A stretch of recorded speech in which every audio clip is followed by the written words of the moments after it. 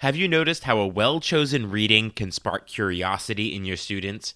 Reading can be one of the most engaging and communicative parts of your language class. With the right support, reading is incredibly empowering for students. So in this episode, we'll explore how pre, during, and post-reading activities can give your students the confidence and the tools to dive into a text with purpose and curiosity. You'll walk away with a practical framework you can use tomorrow or even today. So let's jump in. Whether you're planning your first lesson or celebrating your 20th year in the language classroom, I understand exactly where you are. I'm Joshua Cabral, and I'm also a language teacher in my 29th year of teaching.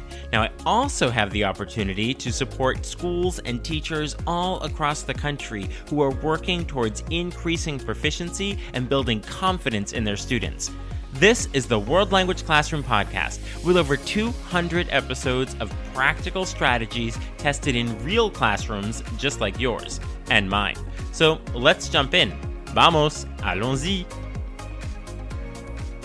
Hello, my friends. Bonjour, mes amis. Hola, mis amigos. Welcome to the World Language Classroom Podcast. I am Joshua Cabral, and thank you so much for hanging out with me here on the podcast and talking about language teaching. It's one of the many things that I know that you do that makes you an incredible educator, and you're so supportive of your students and reflective of your teaching practice. So thank you very much for taking the time out of your day, your week, to hang out with me and to talk about language teaching. So today we're going to be talking about reading. Now last week we talked about a listening framework and teaching students to listen. So there's going to be some similarities because they are both in the interpretive mode of communication, whether you're doing interpretive reading or interpretive listening. Now there are some differences clearly between listening and reading, but they are both essentially within the same interpretive communication mode, so you will see some similarities. But let's focus specifically on reading. And when we talk about this, we want to remember right from the beginning that reading is so much more than just a comprehension check. It provides opportunities to grow vocabulary, to explore culture, and then you can have other communicative activities that come after it, whether that's interpretive speaking or presentational writing about what they read. So let's keep that in mind, that when we're talking about reading, it's so much more than just read it to understand it and the comprehension check, but there's things that you can do with it that are incredibly communicative so that it's really interactive for students. When it comes to a text, and even using the word text makes it sound scary a little bit, but anything that students are reading, they can sometimes feel a little overwhelmed if they don't have the right support and structure to just go at it and start reading. So we are going to look very specifically at a framework of what we can be doing before students engage with a text, and then how they are specifically engaging with it as they read. And that's important to keep in mind, that as they read, they are engaging, so it's not this passive way of reading. And then some after reading activities where students are going to use what they learned from the text in the other communication modes. So all of these together, these before, during, and after ideas and strategies, these are what are going to guide students to approach the text with confidence and then really engage with it meaningfully, and then carry what they've read into authentic communication in the other modes. So we talk a lot about the interpretive mode, whether it's interpretive listening or interpretive reading, because in our world of CI and comprehensible input, we understand it's incredibly useful in terms of students acquiring language. They have to first understand it before they can engage with it and then produce it. So CI is so incredibly important, and reading is a fundamental way of engaging students in that input process. So I want to just talk about 5 key benefits of reading in the World Language Classroom. So we have that as a base and really a motivating way of looking at why we should be using texts and reading opportunities with our students in the classroom. And so the first one is that reading really provides the input that drives acquisition. So we were just talking about how important it is to CI, and reading is one of the most efficient ways to give students lots of meaningful, comprehensible input. And students can move at their own pace. They can pause, they can read a section a little more slowly, they can read quickly if they understand the majority of the vocabulary and the structures, they can reread. So all of this is making it very specific to a student when they're reading on their own, and this is what's making the language more accessible and less intimidating to them. So reading is that fundamental piece of the input and providing comprehensible input to our students so that they can be learning vocabulary, acquiring new vocabulary, and then acquiring language structures as they're reading. So fundamental in the CI process. And number 2 is that reading builds vocabulary and grammar naturally. This is building on our idea of CI. So words and structures appear repeatedly in a context, and this is what helps them to stick more effectively than isolated lists of vocabulary.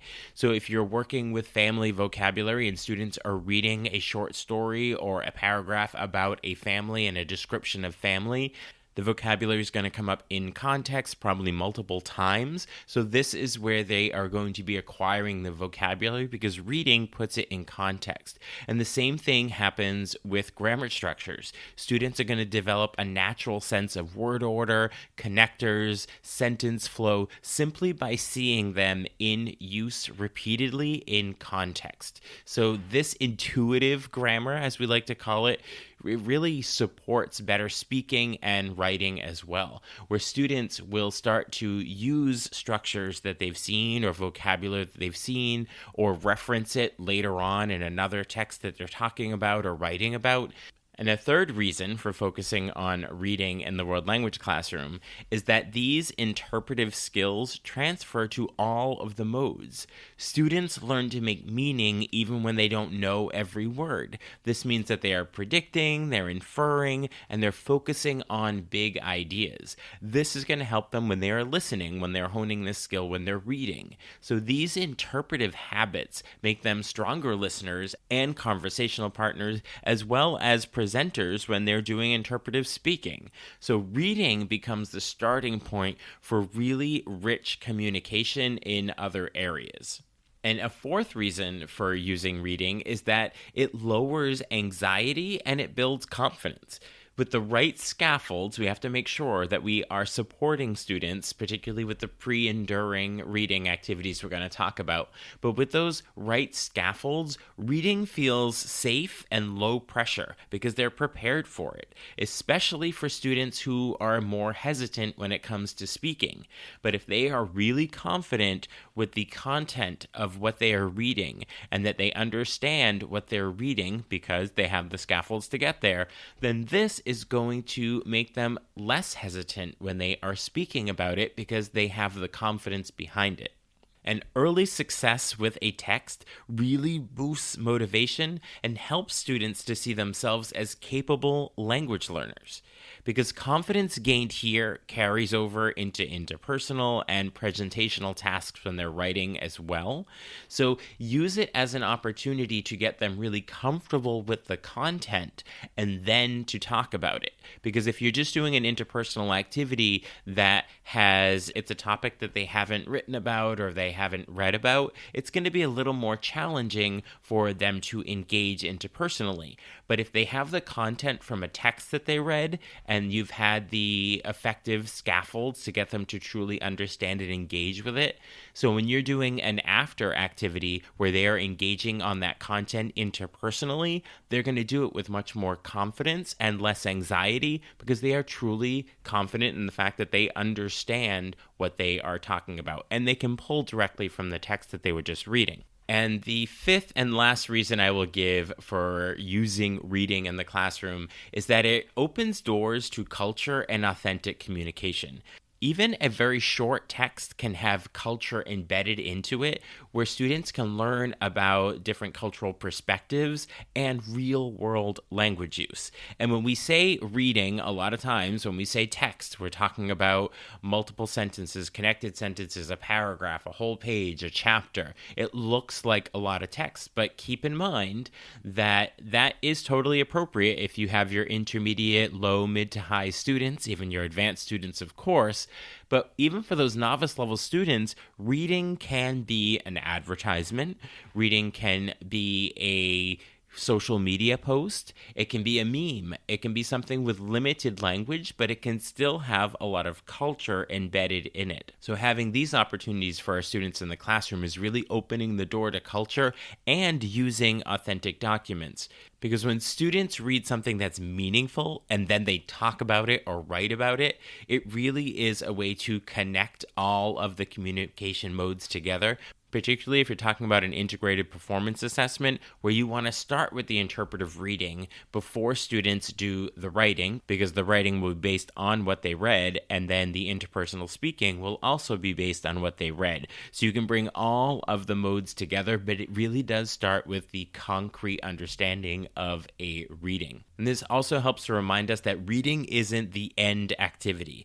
It is the beginning, and it launches the communication across all of the modes. So rather than just having a reading on a topic and you have students do some comprehension questions on it and you leave it there, use it as an opportunity for students to engage in the other modes with the content that they're learning in there, which is exactly what an integrated performance assessment is, but also do it throughout a unit so that students are able to confidently engage in the other modes based on what they read.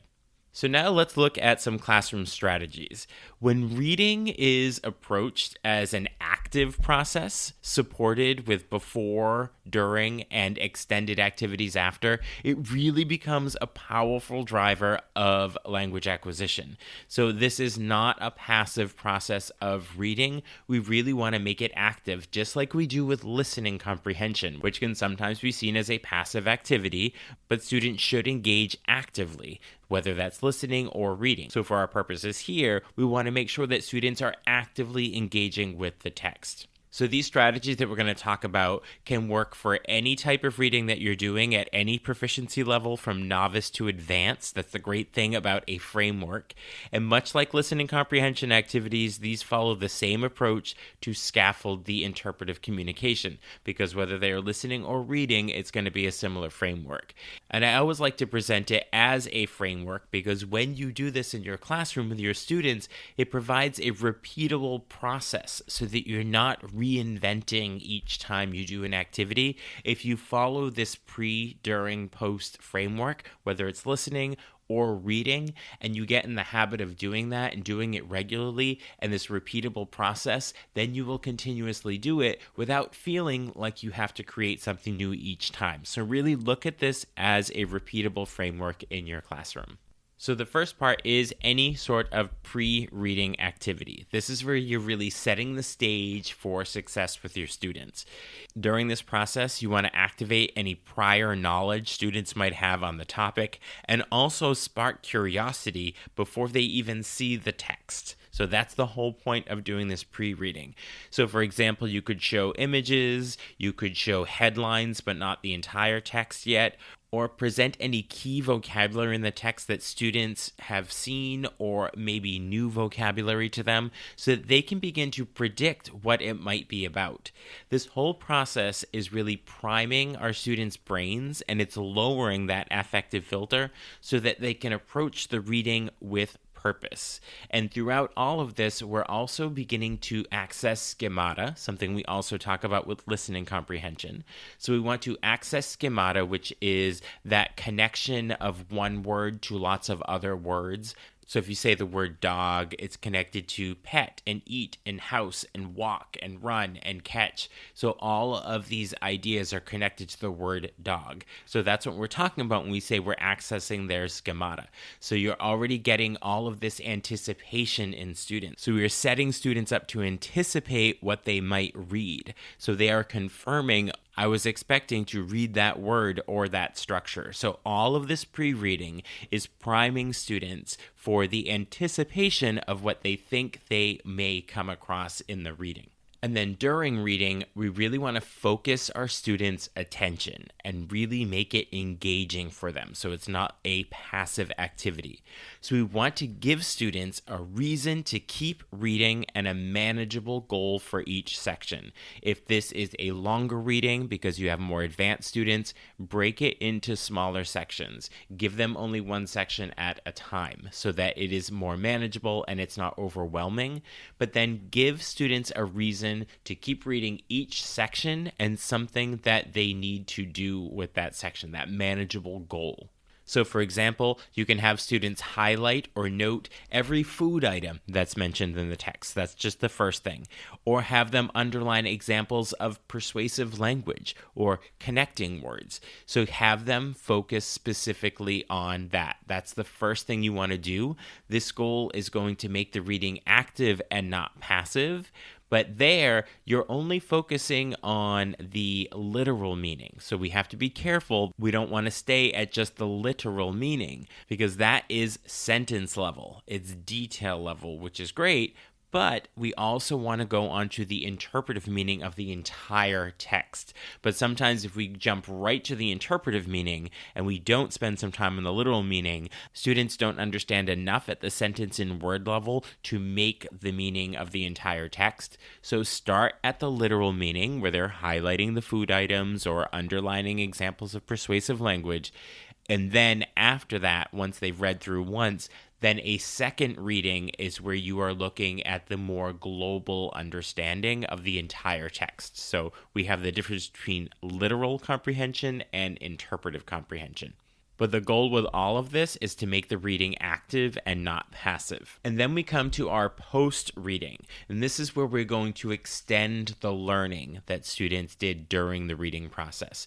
So we want to move beyond the answer the questions and guide students into meaningful language use. So we've already solidified the understanding of the text. So the post-reading is not a continuation of checking for understanding. We really want to keep that at the during reading so that when you are able to move on, it is because students have a solid understanding of the text and they can use the content to move forward in the other modes. So make sure that you're not using the post-reading as an opportunity to continue to check the understanding of the text. So if you truly want students to engage with the content, that should be part of the during reading, and then they'll move on with a solid understanding to the post-reading activities. So an example here could be after reading an article on travel, students can plan their own trip using details from the text or recommend to somebody else where they might go based on what they read about. But you can see here that they have to have the solid understanding of the text before they do these extension activities. These extension activities turn the interpretive skills into interpersonal and presentational communication as well. So you have your framework of pre-reading where you're setting the stage for students, building that schemata, building anticipation and curiosity. Then you have your during reading where you really want to focus their attention and make sure that you don't just stay at the literal level of comprehension. Definitely start there, but then move on to the interpretive communication where it's the global understanding of the whole text.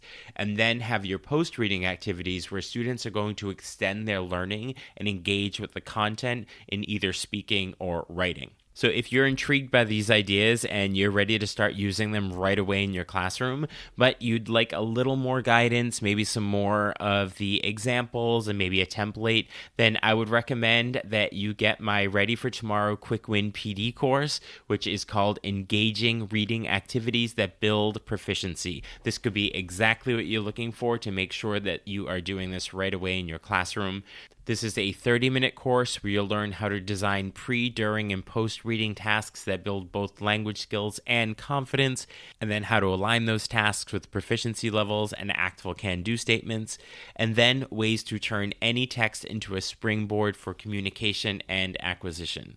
You'll get a step-by-step audio lesson you can listen to anywhere, a printable planning template and lots of classroom examples, a note sheet with all the notes from the listening, as well as a reflection guide for easy implementation, and a certificate of completion for your PD hours with personal feedback from me on a lesson that you submit on a Google form. The link is in the show notes, or you can get the course at wlclassroom.com/reading activities, wlclassroom.com/reading activities. You can grab the course individually for just $10 or part of the growing Quick Win bundle, which gives you every current course plus all future ones for a one-time low price. The bundle is priced so you essentially get 2 to 5 courses free, since I add a new one every 2 months, and your access just keeps growing at no extra cost. So here is the challenge that I put out to you for this week. Take a reading activity that you already use. Maybe it's from your textbook even. Maybe it's an authentic text that you love. Before you give it to students, add one quick pre-reading task, and then one during reading focus question, and then one short post-reading communication activity. Give yourself the opportunity to try this framework. You will see that it is not overly complicated and it's repeatable. You can keep doing it in your classroom. You will be surprised and perhaps amazed at how this framework and these small changes can turn a static text into an active learning experience. And remember, if you'd like a little more guidance, a few more examples, and a template to make that happen in your classroom, you can get my Quick Win PD course on engaging reading activities at wlclassroom.com/reading activities, or the link is in the show notes. So thank you so much for listening and for all of the incredible work you're doing to help your students become confident, real-world communicators. If you're ready to dive deeper or take the next step with proficiency-focused teaching, check out the PD opportunities I've created. You can find them all in the show notes or on my website, wlclassroom.com. Have a great week. I will talk to you soon. Bye for now. Thank you for listening. Be sure to follow or subscribe so you don't miss a single episode. And let's stay connected on social media. You can find me at WL Classroom pretty much everywhere. You'll also find lots of ideas, suggestions, and resources on my website, wlclassroom.com. Now stay curious, keep learning, and continue the great work you do inspiring and supporting your students.